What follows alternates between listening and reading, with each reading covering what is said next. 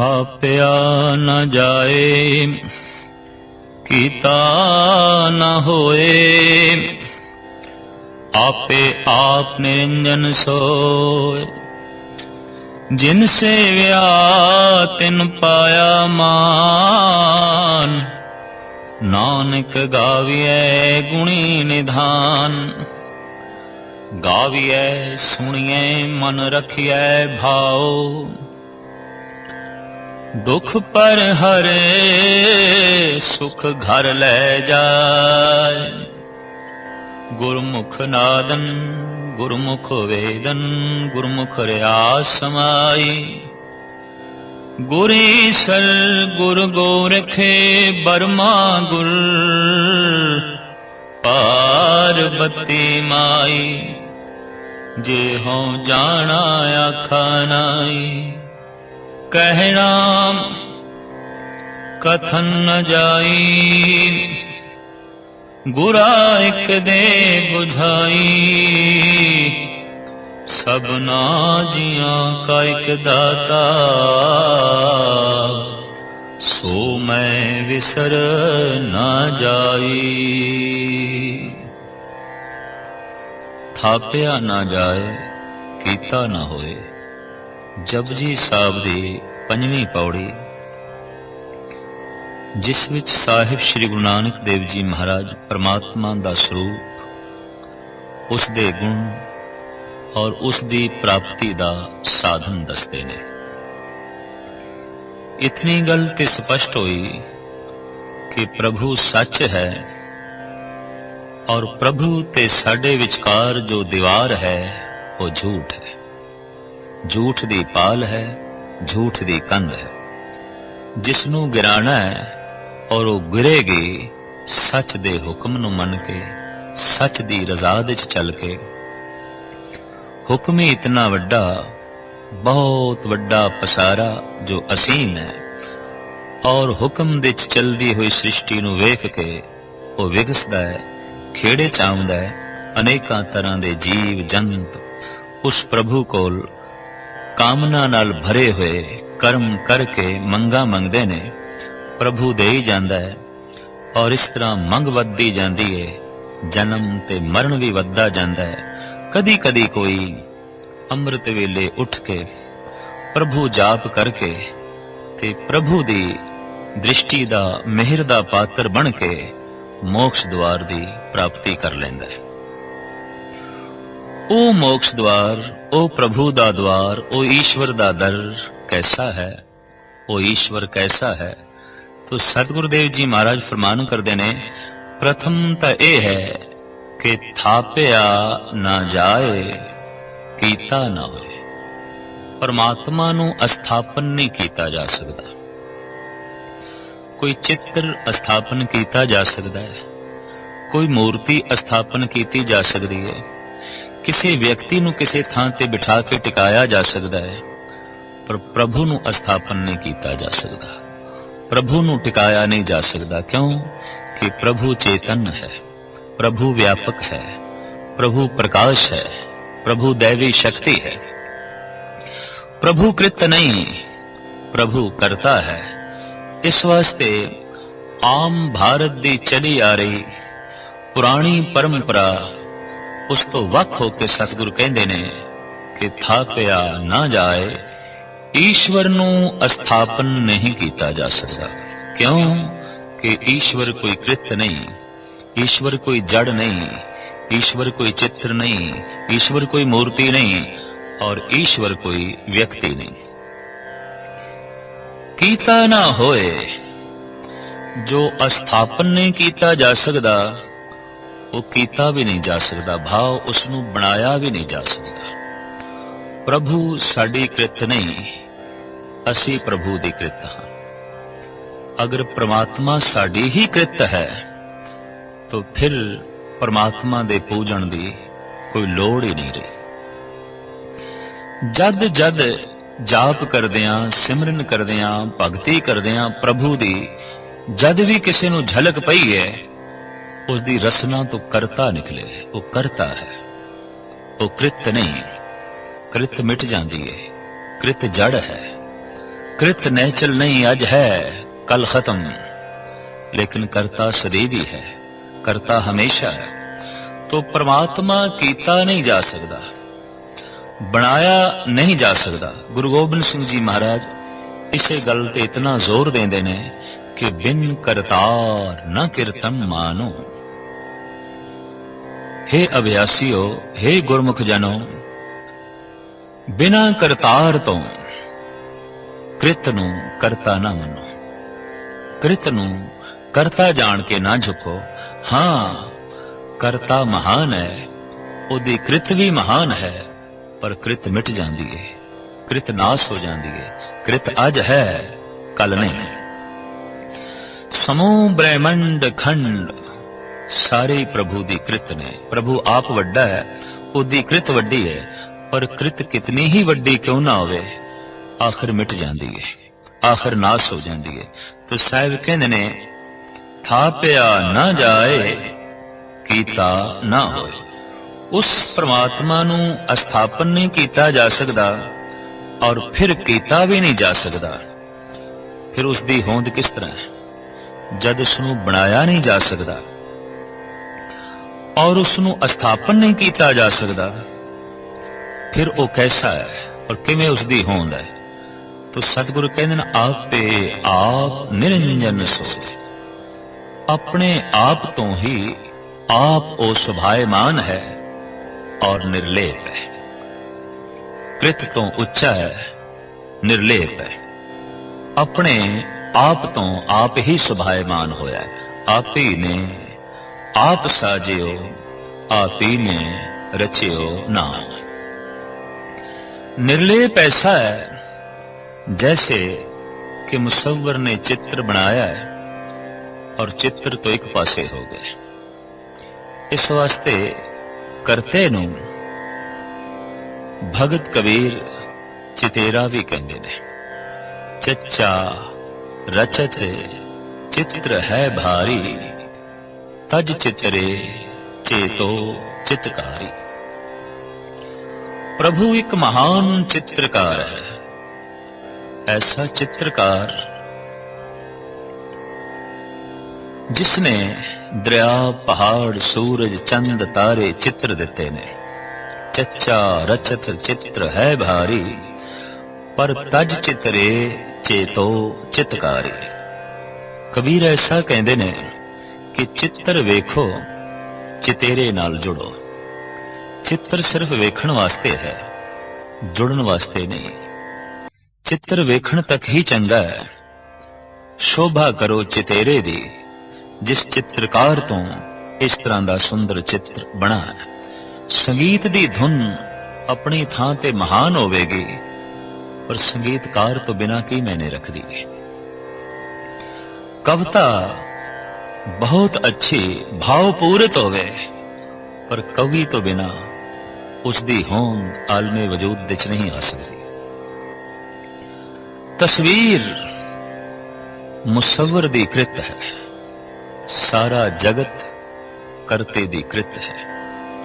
पर चूंकि करता बहुत वड्डा है, बहुत वड्डा है, उहदी कृत भी बहुत वड्डी है, बहुत वड्डी है। और इस सारे जगत नूं गुरबाणी चित्र कहंदी है। ये गल वखरी है कि कोई चित्रकार एक पहाड़ दा चित्र बनावे, असी चित्रकार नूं दाद देंदे नहीं थकदे। कहने तो कमाल कर दिता, ऐसा सोहना पहाड़ दा चित्र बनाया, पर जिसने इतने उच्चे उच्चे पहाड़ बना दिते, उस चित्रकार नूं कदी दाद नहीं दिती, उसदी कदी उपमा नहीं कीती।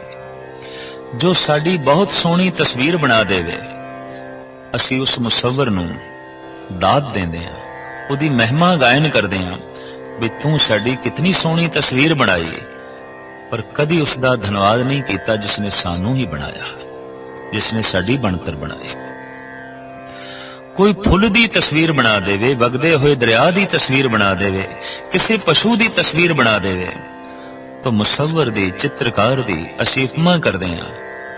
पर जिसने वगदे हुए दरिया बना दिते, सूरज चंद तारे बना दिते, ऐसा महान चितेरा कदी ख्याल विच नहीं आया, कदी धन्यवाद उसका नहीं कीता कि हे प्रभु तू एक महान चित्रकार है। भगत कबीर अपनी बाणी दे राहें जगत नूं उपदेश करदे ने कि चच्चा रचत चित्र है भारी, तज चित्रे चेत्यो चितकारी, चित्र बचित्र है अवझेरा, तज चित्रे चितराख चितेरा। ऐ बंदे चित्र नूं सिर्फ वेख पर चित चितेरे विच रख। चित्र वेखण वास्ते है पर चित दे विच जिस नूं रखना है वो चितेरा है, वो चित्रकार है। अक्सर इस तो उल्ट हो जाता है कि चित्रकार भुल जाता है, चित्र ही चित दे च रह जाता है और इस तरीके नाल मिथ्या जिंदगी मनुख दी बतीत होंदी है। साहिब श्री गुरु नानक देव जी महाराज इत्थे फरमान करते हैं, प्रभु अस्थापन नहीं किया जा सकता ते प्रभु बनाया नहीं जा सकता। ईश्वर साडी कृत नहीं, ईश्वर करता है। ईश्वर जड़ नहीं कि उसनूं टिका दिओ, अस्थापन कर दिओ। वो एक चेतना है, परम चेतना। ये ठीक है कि मनुख जद बच्चा हुंदा है तो तस्वीरां दी भाषा नाल ज्यादा समझ सकता है, छेती पढ़ लेंदा है। जैसे कि पंजाबी दे बाल उपदेश दे या बाकी दे बाल उपदेशां दे भी देखण नूं मिलदा है। उहदे च लिखिआ है कक्का कलम, चच्चा चाकू, छच्छा छतरी, दद्दा दवात। तो पढ़ाना बच्चे नूं दद्दा है, नाल दवात बना दिती गई है। अखर ते चच्चा ही बनाना है पर चाकू बनाने की की लोड़ पै गई। अखर ते कक्का ही पढ़ाना सी पर कलम क्यों बना दी। छच्छा अखर लिख के सामने छतरी क्यों बना दी। दरअसल चित्र बच्चा बहुत छेती पकड़दा है, उसका चित्त। तो जैसे वो छतरी नूं वेखदा है उसनूं बोध हो जाता है ये अखर छच्छा है। जैसे कलम नूं वेखदा है उसनूं बोध हो जाता है ये अखर कक्का होवेगा। जैसे चाकू नूं वेखदा है उन्होंने ख्याल आ जाता है ये अखर चच्चा होवेगा। तो तस्वीरां दे राहीं वो छेती अक्षरां नूं पकड़ लैंदा है ते अक्षरां दा बोध हासिल कर लैंदा है। हू बहू ये संस्कार मरदे दम तक बने रहंदे ने। फिर अगां चल के मनुख परमात्मा नूं भी तस्वीरां दे राहीं समझदा है। स्वर्ग दी भी तस्वीर चाहिदी है, नरक दी भी तस्वीर चाहिदी है और बाजार दे विच बकायदा नरक ते स्वर्ग दीयां तस्वीरां विकदियां ने। और हकीकत यह है कि ये तस्वीरां उन्हां लोगां ने बनाईयां ने जिन्हां नूं अपने घर दा नक्शा नहीं बनाना आउंदा। उन्हां ने स्वर्ग दे नक्शे बनाए ने, उन्हां ने नरक दे नक्शे बनाए ने, मिथ्या ने, कल्पना मात्र ने। तो साहिब श्री गुरु नानक देव जी महाराज दा फरमान है कि ओ परिपूर्ण परमात्मा करता है, कृत्य नहीं है, अस्थापन नहीं किया जा सकता। अपने आप तो आप ही सुभायमान है और निरंजन है, निर्लेप है। निर्लेप कैसे है और व्यापक कैसे है, इहदे उत्ते दो उदाहरण बड़े सोहने गुरु तेग बहादुर साहब जी महाराज ने दिते ने। काहे रे बन खोजन जाई, सर्व निवासी सदा अलेपा, तो ही संग समाई। जो सर्वव्यापक है ते सदा निर्लेप है, तेरे नाल है, उदी टोल कर, उदी खोज कर, उदे नाल जुड़। हुण इत्थे सवाल पैदा हुंदा है, जो सर्वव्यापक है और सदा निर्लेप किस तरह होया? व्यापक निर्लेप किस तरह हो सकता है? जर्रे जर्रे विच व्यापक किस तरह निर्लेप हो सकता है? तो दो उदाहरण दिते ने। वो व्यापक कैसा है, वो निर्लेप कैसा है। पहो मद ज्यों बास बसत है। व्यापक ते वो ऐसा है जैसे फुल दी पत्ती पत्ती विच महक है। पहो मद ज्यों बास बसत है, मुकर माए जैसे छाई। निर्लेप वो ऐसा है जैसे शीशे विच अक्स दिखाई दे रहे हैं। असी शीशे विच पर फिर भी शीशे विच नहीं है। जगत दे चो व्यापक है फिर भी जगत दी पकड़ नहीं। इस तरह वो निर्लेप है और इस ढंग नाल व्यापक है। महात्मा टैगोर नूं प्रभु दे निर्लेप होण दा बोध उस वक्त मिलिया जद उन्होंने देखिया कि गंदगी दे ढेर दे उत्ते सूरज दीयां किरणां पै रहीआं सन। नच उठे ठाकुर राविंद्रनाथ। नाल दे साथी पुछदे न, आया ऐसी केड़ी दैवी संपदा लभ पई? बहुत कुछ लभ पिया, एक बड़ा कीमती राज लभ पिया परमात्मा दा। परमात्मा निर्लेप है, पता चल गया। जैसे सूरज दीयां किरणां गंदगी दे ढेर नूं छू रहीआं ने पर गंदियां नहीं हो रहीआं। प्रभु मेरे गंदे शरीर दे च व्यापक है पर गंदा नहीं हुंदा। निर्लेप है, पावन है, पवित्र है। इस वास्ते गुरु नानक देव जी महाराज कहते निरंजन। अंजन तो रहत है, कालक तो रहत है, निर्लेप है, जो अस्थापन नहीं किया जा सकता, बनाया नहीं जा सकता, टिकाया नहीं जा सकता, जो अपने आप तो आप सुभायमान है और निरंजन है। साहिब फरमान करते ने, जिन सेव्या तिन पाया मान। जिन्हां ने सेवा की उन्होंने मान प्राप्त किया। क्या प्रभु नूं भी साडी सेवा की लोड़ है? ईश्वर परिपूर्ण परमात्मा सर्वज्ञ है, समर्थ है। सेवा अपने तो कमजोर दी करी दी है। अपने तो जो महान है उदी की सेवा करांगे? उसकी पूजा हो सकती है, उसकी सेवा किस तरह करांगे? लोड़ ही नहीं तो किस दी सेवा? अपने तो वड्डे दी पूजा आउंदी है, अपने तो छोटे दी सेवा आउंदी है। पर इत्थे सतगुरु कहंदे ने, जिन सेव्या तिन पाया मान। गुरबाणी दी व्याख्या गुरबाणी करदी है तो पातशाह इस गल नूं खोलदे ने, हर की टहल कमावणी जपिए प्रभ का नाम। बस प्रभु दा नाम जपना ही सेवा है और कोई नहीं। और प्रभु दा नाम जपदियां जपदियां बाद विच पता चलदा है मैं ते अपनी सेवा कर ली। ऐसी मैं अपनी सेवा की थी कि मैं कमजोर सी, मैं ही प्रभु हो गया, मैं परमात्मा वर्गा हो गया। प्रभु दे गीत गा गा के, ईश्वर दे गीत गा गा के। इस वास्ते ईश्वर दी महिमा गायन करनी, अपनी महिमा वधानी है। ईश्वर दे गुणां दा जिक्र करना, स्वयं नूं गुणवान बनाना है। जो ईश्वर नूं बलवान आखदा है वो आप बलवान हो जाता है। जो ईश्वर नूं परम प्रकाश आखदा है वो स्वयं प्रकाश दा सोमा बन जाता है। जो ईश्वर नूं दाता आखदा है वो खुद दाता बन जाता है। जो ईश्वर नूं व्यापक आखदा है वो स्वयं विशाल बन जाता है ते व्यापक दृष्टि दा मालिक बन जाता है। इस तरीके नाल परमात्मा नूं वड्डा वड्डा करके आखना खुद नूं वड्डा करना है, ना कि परमात्मा नूं वड्डा करना है।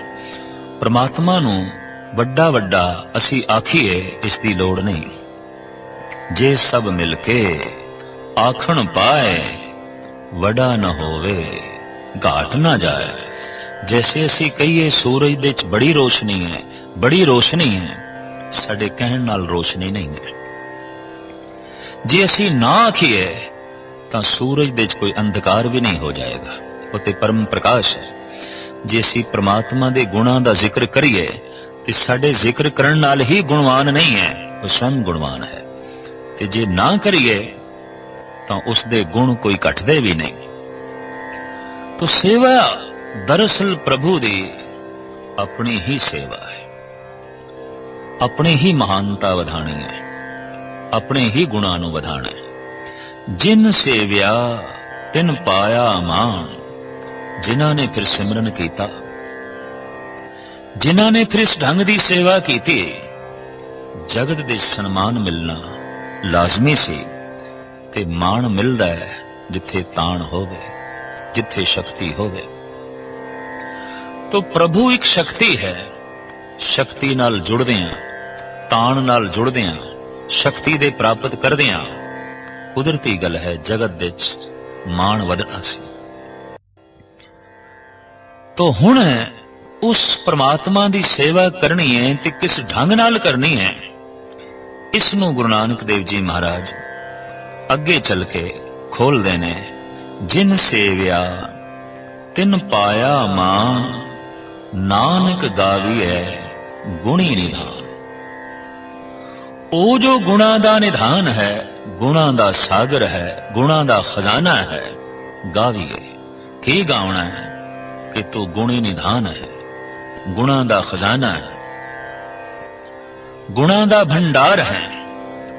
ਦਰਅਸਲ ਗੁਣ ਵਧਾਉਂਦੇ ਜਾਈਏ, ਗੁਣ ਇਕੱਠੇ ਕਰਦੇ ਜਾਈਏ ਤਾਂ ਜ਼ਿੰਦਗੀ ਵਿੱਚ ਪ੍ਰਭੂ ਪ੍ਰਗਟ ਹੋਣਾ ਸ਼ੁਰੂ ਹੋ ਜਾਂਦਾ ਹੈ। ਔਗੁਣ ਵੱਧਦੇ ਜਾਣ, ਪ੍ਰਭੂ ਤੋਂ ਦੂਰੀ ਹੋ ਜਾਂਦੀ ਹੈ। ਗੁਣ ਵੱਧਦੇ ਜਾਣ, ਪਰਮਾਤਮਾ ਦੇ ਮਨੁੱਖ ਨੇੜ ਆ ਜਾਂਦਾ ਹੈ। ਔਰ ਇੱਕ ਦਿਨ ਐਸਾ ਹੋ ਜਾਂਦਾ ਹੈ ਕਿ ਮਨੁੱਖ ਗੁਣ ਗਾਉਂਦਿਆਂ ਗਾਉਂਦਿਆਂ ਗੁਣ ਨਿਧਾਨ ਹੋ ਜਾਂਦਾ ਹੈ, ਗੁਣਾਂ ਦਾ ਸਾਗਰ ਹੋ ਜਾਂਦਾ ਹੈ, ਗੁਣਾਂ ਦਾ ਖਜ਼ਾਨਾ ਹੋ ਜਾਂਦਾ ਹੈ। ਗੁਣ ਤੇ ਉਂਝ ਮਹਾਨ ਨੇ, ਪਰ ਧਾਰਮਿਕ ਦੁਨੀਆ ਦੇ ਵਿੱਚ ਦਇਆ ਨੂੰ ਤੇ ਸੰਤੋਖ ਨੂੰ, ਦੋ ਗੁਣਾਂ ਨੂੰ ਬੜੀ ਵੱਡੀ ਪ੍ਰਧਾਨਤਾ ਦਿੱਤੀ ਗਈ ਹੈ। ਹਕੀਕਤ ਹੈ ਕਿ ਜਿੱਥੇ ਸੰਤੋਸ਼ ਨਹੀਂ, ਮੁਸ਼ਕਿਲ ਹੈ ਐਸਾ ਮਨੁੱਖ ਸਿਮਰਨ ਕਰ ਸਕੇ, ਤੇ ਜਿੱਥੇ ਦਇਆ ਨਹੀਂ, ਮੁਸ਼ਕਿਲ ਹੈ ਐਸਾ ਮਨੁੱਖ ਸੇਵਾ ਕਰ ਸਕੇ। ਸੇਵਾ ਸੰਸਾਰ ਦੀ ਕਰਨੀ ਹੈ, ਸਿਮਰਨ ਨਿਰੰਕਾਰ ਦਾ ਕਰਨਾ ਹੈ। ਸਿਮਰਨ ਸੰਤੋਖੀ ਨੇ ਕਰਨਾ ਹੈ, ਸੇਵਾ ਦਇਆਲੂ ਨੇ ਕਰਨੀ ਹੈ। ਸੇਵਾ ਸੰਸਾਰ ਨਾਲ ਜੋੜਦੀ ਹੈ, ਸਿਮਰਨ ਕਰਤਾਰ ਨਾਲ ਜੋੜਦਾ ਹੈ। ਸੰਸਾਰ ਪ੍ਰਭੂ ਦਾ ਸਰਗੁਣ ਸਰੂਪ ਹੈ, ਨਿਰੰਕਾਰ ਪ੍ਰਭੂ ਦਾ ਨਿਰਗੁਣ ਸਰੂਪ ਹੈ। ਨਿਰਗੁਣ ਸਰੂਪ ਨਾਲ ਜੁੜਨਾ ਹੈ ਸਿਮਰਨ ਕਰਕੇ, ਸਰਗੁਣ ਸਰੂਪ ਨਾਲ ਜੁੜਨਾ ਹੈ ਸੇਵਾ ਕਰਕੇ। ਇਸ ਵਾਸਤੇ ਮੂਰਤੀ ਦੀ ਸੇਵਾ ਹੀ ਹੋ ਸਕਦੀ ਹੈ, ਸਿਮਰਨ ਨਹੀਂ। ਵਿਅਕਤੀ ਦੀ ਸੇਵਾ ਹੀ ਹੋ ਸਕਦੀ ਹੈ, ਸਿਮਰਨ ਨਹੀਂ।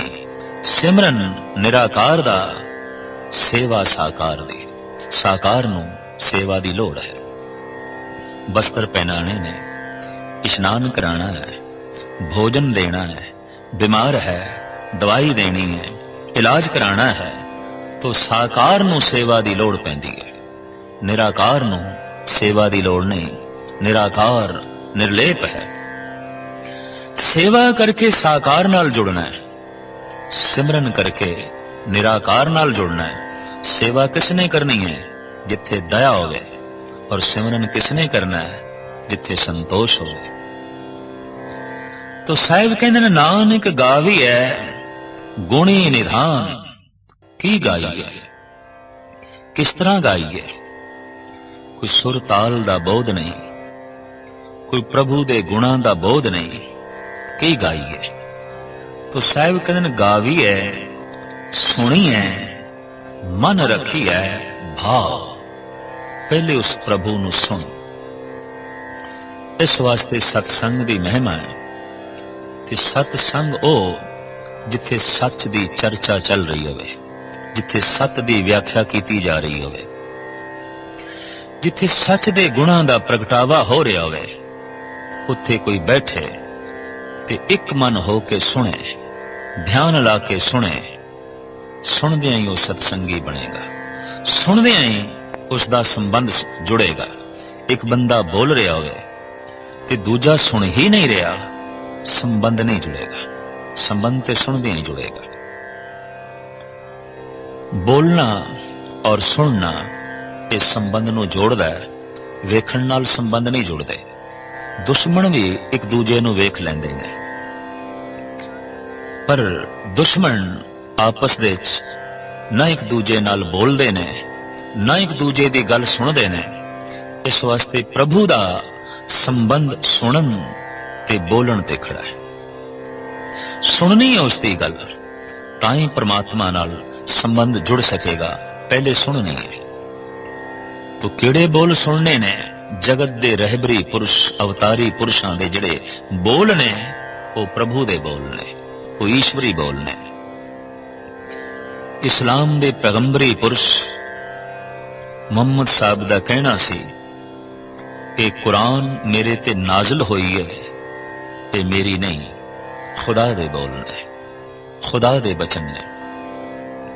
मैं ते सिर्फ एक माध्यम की तरह उस कलाम नूं प्रगट कीता है, वरना ये बोल नाजिल होए ने ये खुदा दे ने।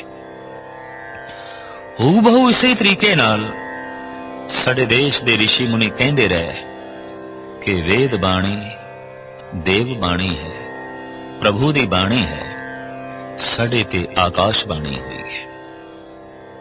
इसे तरीके नाल सूफी संत कहंदे रहे ने अलहाम होया सन, और जो कुछ उन्होंने अलहाम होया लिखत दे राही जगत दे सामने रख दिता। गुरु नानक देव जी महाराज दे जितने बचन ने, जितनी बाणी है, इस प्रथाई आप दे वाक ने कि जैसे में आवे खसम की बाणी, तैसड़ा करी ज्ञान वेला। जैसे खसम दी बाणी आई है वैसे वैसे मैं बोलिया। मैं ते सिर्फ बांसुरी हाँ, ये स्वर ते किसे होर दे ने। मैं ते सिर्फ साज हाँ, ये आवाज किसे होर दी है। किसे होर ने मेरे विचों आवाज कढ़ी, कोई होर मेरे विचों बोले है। मेरे जीवन दे साज दे चों ये नगमे किसे होर ने कड्डे ने। वो है खसम, वो है मेरा मालिक, वो है ईश्वर। तो जिथे जिथे ईश्वर बोले है, भगत जन, संत जन, अवतारी पुरुष ये खुद नहीं बोलते, इन्हां दे च प्रभु बोलता है, इन्हां दे च ईश्वर बोलता है। इस वास्ते इन्हां दे बोल कदी पुराने नहीं होंदे, इन्हां दे बोल कदी फिक्के नहीं पैंदे, इन्हां दे बोल कदी बेरस नहीं पैदा करदे। इन्हां दे बोलां दे च नवीनता बनी रहिंदी है। एक कविता एक दफा सुनो, दो दफा सुनो, तीसरी दफा लाजमी पुरानी हो जाएगी। लेकिन संत महापुरुषां दे बचन रोज रोज पढ़िए तां भी कोई नवा स्वाद, कोई नवी उमंग, कोई नवी तरंग, कोई नवी दुनिया दे द्वार खुलदे ने, क्योंकि ये वो बचन ने जो खसम दे बचन ने। तमाम श्रेष्ठ पुरुषां ने ऐसा ही आख्या है कि असी नहीं बोले, साडे विचों खसम बोले है, मालिक बोले है। ज्यों तू बुलावे त्यों बोले सामे, स्वामी कुदरत कौन हमारी।